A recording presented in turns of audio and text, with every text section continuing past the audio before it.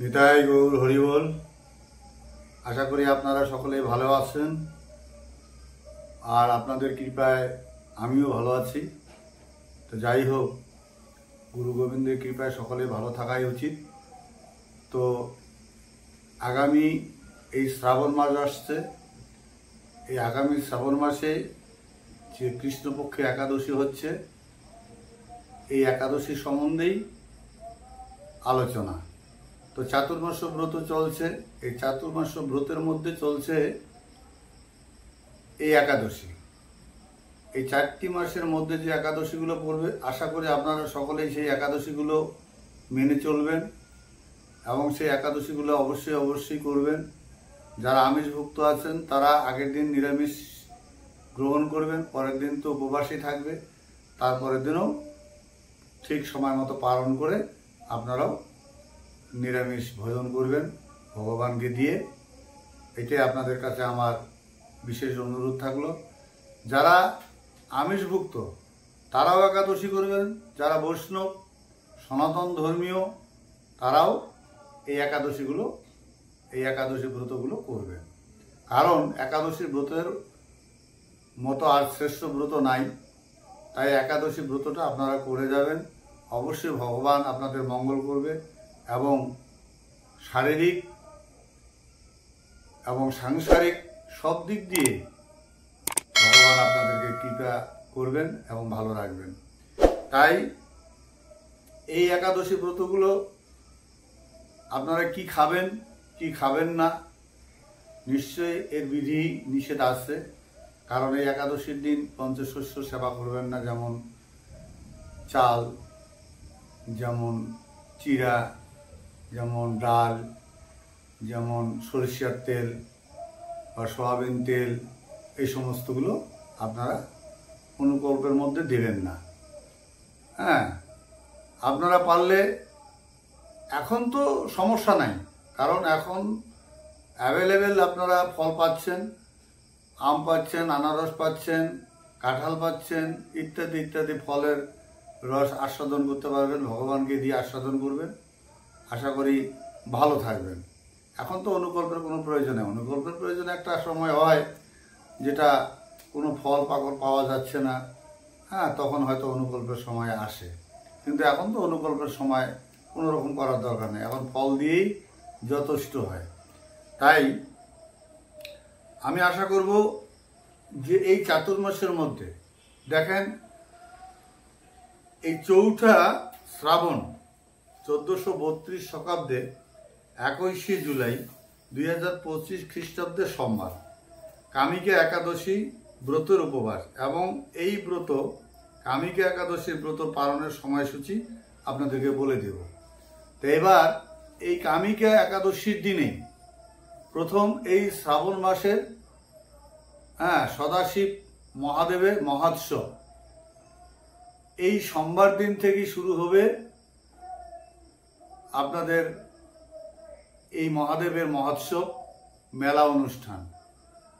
তো এই মেলা অনুষ্ঠানের মধ্য দিয়ে যে একাদশী ব্রতটা পড়লেন, কেউ কেউ ভাবছে আমি তো মহাদেবের সদাশিব মহাদেবের ব্রত করি, এখন আমি একাদশীও ব্রত করি। তো এবার একাদশী ব্রত করব না সদাশিব মহাদেবের ব্রত করব, দু টানাপোড়েনের মধ্যে পড়ে গেছে। না, পড়েনি। কারণ সদাশিব মহাদেব পরম বৈষ্ণব, ভগবানের পরম বৈষ্ণব। তাই এই বৈষ্ণবের মধ্যেই বৈষ্ণব একাদশী ব্রত।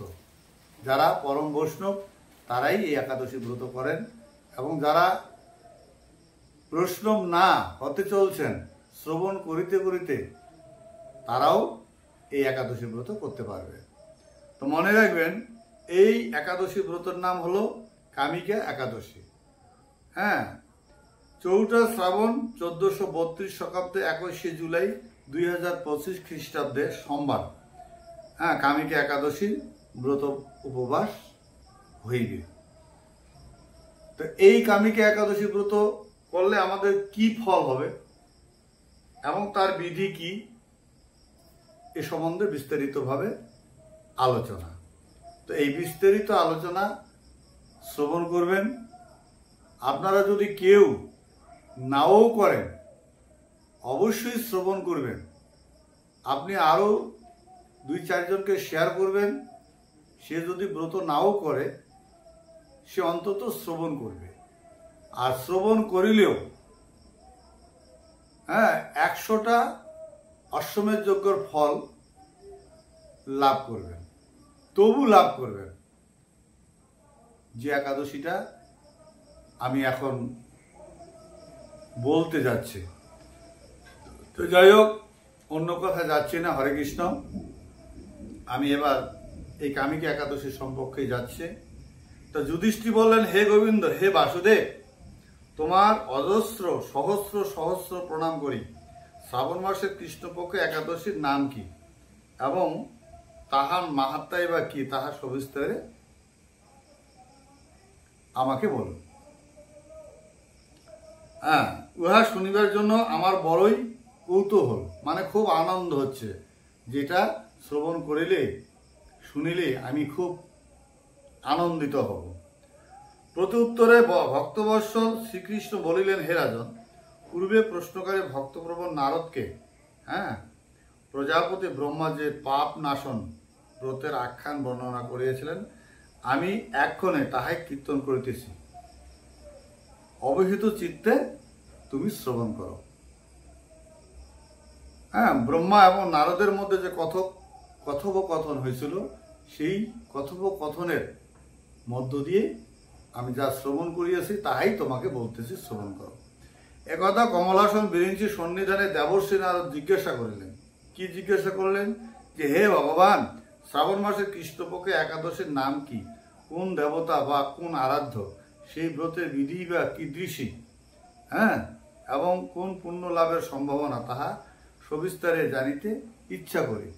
আপনি সবকিছু ভাবে আমাকে বলুন, আমার খুব শোনার জন্য ইচ্ছা করছে।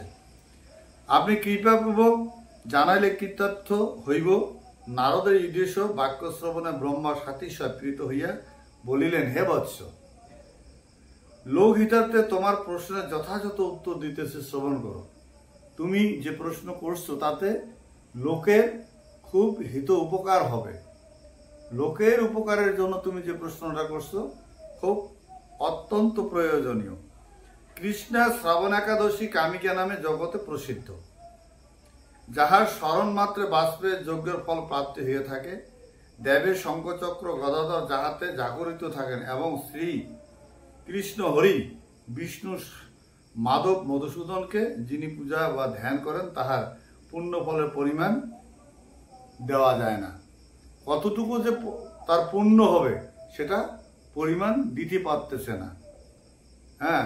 গঙ্গা, গোদাবরী, কাশী, নৈমিষারণ্য, পুষ্কর প্রভৃতি তীর্থ দর্শনের সমূহ ফল একমাত্র এই কৃষ্ণ পূজা হইতেই কোটিগুণ ফল লাভ হয়।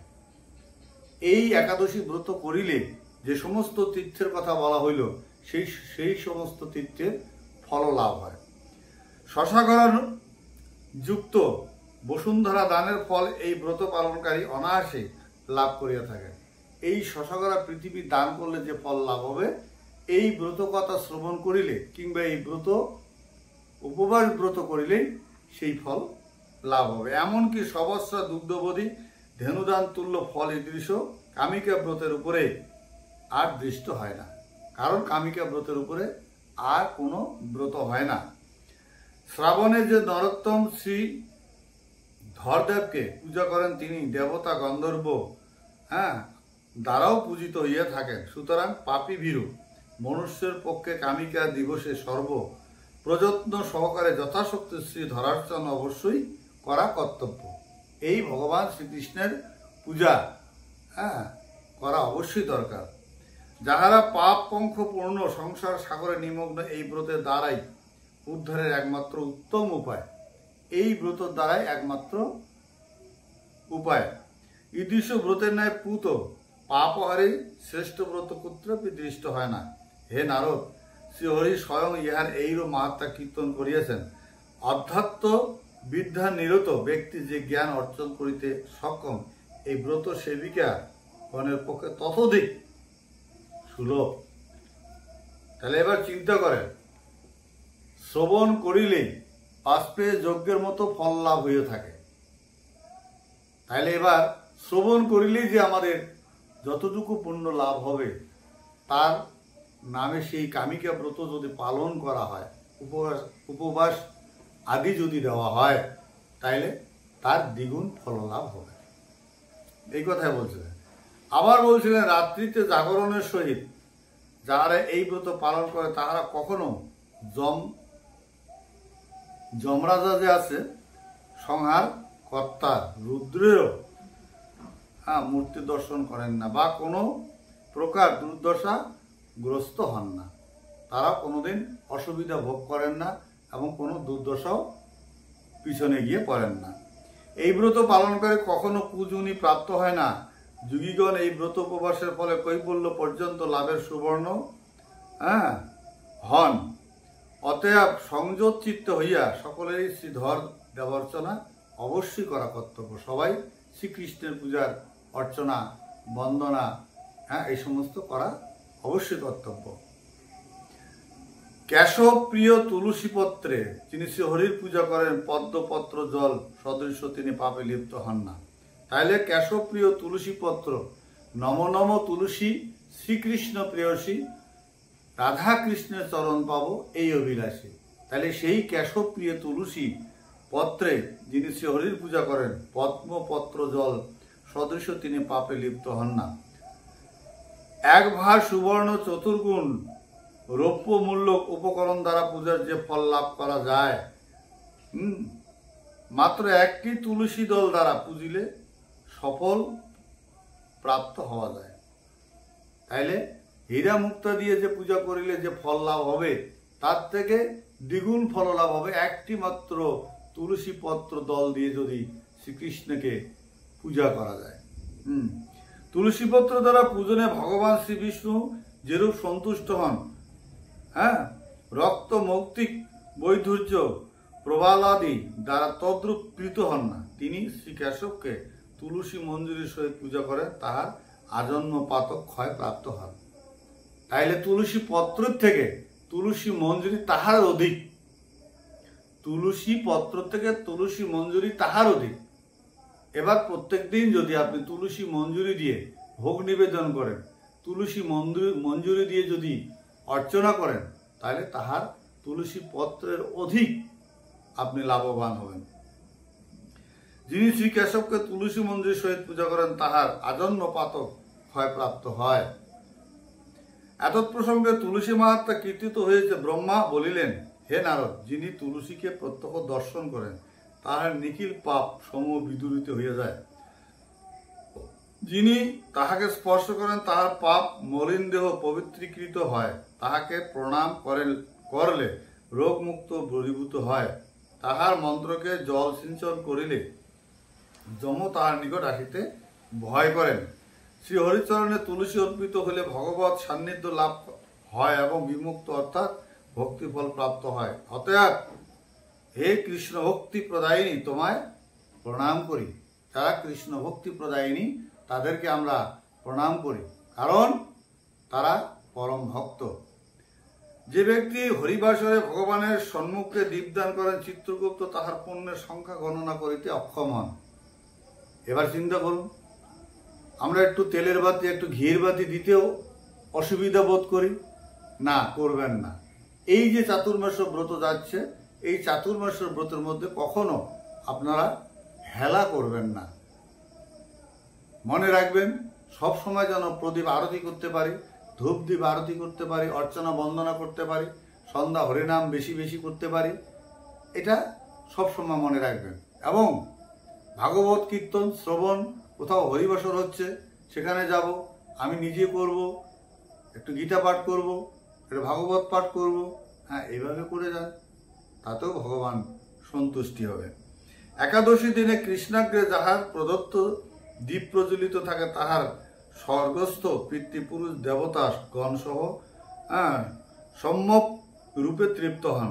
তিলতৈল বা ঘৃতসিক্ত দীপদানের ফলে দীপদানকারী শতকোটি দীপার্চিত হইয়া সর্বলোকে গমনাগমন করিতে পারেন। সব দ্বীপেই তিনি গমনাগমন করতে পারেন। তাহলে ঘিয়ের প্রদীপ, ঘিয়ের প্রদীপ যদি না থাকে সরষের তেলের প্রদীপ দিবেন, সরষের তেলের প্রদীপ দিবেন, তেলের প্রদীপ দিবেন, এরকম তেল দিয়ে দিবেন, অসুবিধা হবে না। শ্রীকৃষ্ণ বলিলেন, হে রাজন, আমি আপনার নিকট সর্ব পাতক হারিণী কামিকার মাহাত্মা বর্ণন করিলাম। অতএব যিনি ব্রহ্মহত্যা, ভ্রণ হত্যাদি বিনাশী বৈষ্ণব স্থানধাত্রী ও মহাপুণ্য ফল প্রদা কামিকা ব্রত পালন করেন, তৎ মাহাত্মা শ্রদ্ধা সহকারে শ্রবণ করিবেন। হ্যাঁ, এই কামিকা ব্রত বা এই কামিকা একাদশী না করলেও অন্তত কামিকা একাদশীর পাঠ মাহাত্মা শুনবেন, শ্রবণ করবেন, তাতেও আপনারা রাষ্ট্রীয় যজ্ঞের ফল লাভ করতে পারবেন। যিনি সর্বপাপ নির্মুক্ত হইয়া বিষ্ণুলোকে গমন করিবেন, তিনি সর্বপাপের থেকে মুক্ত হইয়া তিনি বিষ্ণুলোকে গমন করতে পারেন। তাইলে কত বড়, শুনিলেই মানে শ্রবণ করিলেই যে যজ্ঞের ফল লাভ করা যায়, আর করিলে মহাযজ্ঞের ফল লাভ করা যায়। তাই আপনাদের কাছে আরেকটা কথা আমি বলবো, সেটা কথা হলো, একাদশী ব্রত করার পরে ঠিক সময় মতো যদি আপনারা একাদশী ব্রতের পালন করতে না পারেন, তাহলে কিন্তু সেই একাদশীর ফল লাভ হবে না। তো একাদশী ব্রতের পালনের সময়সূচি আপনাদেরকে বলছি। হ্যাঁ, এই কামিকা একাদশী পালনের সময় সূচি বলছি। 5ই শ্রাবণ 1432 শতাব্দে 22 জুলাই, হ্যাঁ, মঙ্গলবার প্রাত মানে সকালে 5টা হইতে 6টা 12-র মধ্যে পালন করিতে হইবে। পালন ঠিক সময়ের মধ্যে করবে, কারণ পালনটা যদি আপনারা এই 6টা 12-র মধ্যে যদি করতে না পারেন, তাহলে এই একাদশীর ফল আপনারা লাভ করতে পারবেন না, ভেস্তে যাবে। তাই আপনাদের কাছে অনুরোধ করব, এই একাদশীর ব্রত মাহাত্ম্য শ্রবণ করিয়ে যদি আপনাদের ভালো লেগে থাকে তো সঙ্গে একটা সাবস্ক্রাইব করবেন এবং বেশি বেশি ভক্তবৃন্দকে নিয়ে শেয়ার করবেন।